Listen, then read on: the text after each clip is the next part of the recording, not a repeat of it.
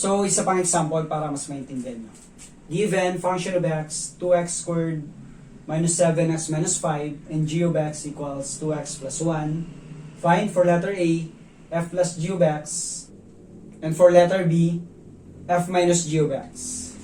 So, for letter A muna tayo, f plus g of x. So, alam na natin yung equivalent nito.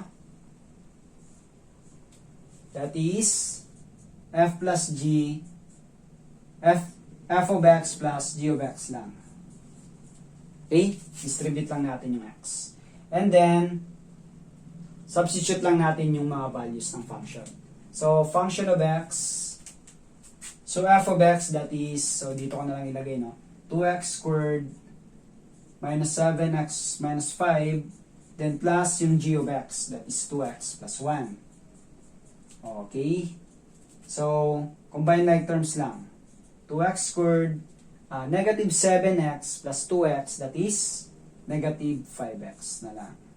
Then negative 5 plus 1, negative 4. Okay, so ito na yung final answer natin. Okay? Para sa f plus g of x. Then for letter B natin, f minus g of x.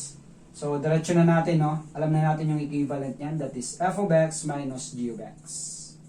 Okay? Distribute lang yung x.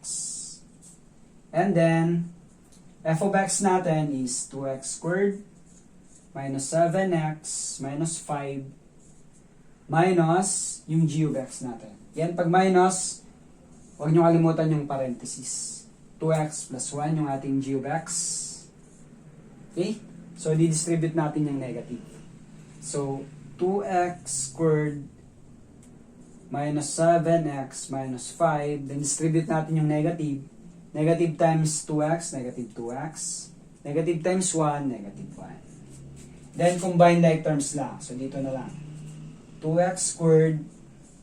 So, negative 7x minus 2x, negative 9x. And then, negative 5 minus 1, negative 6. So, ito na yung final answer natin. Okay? So, comment below guys kung nakatulong yung video ito.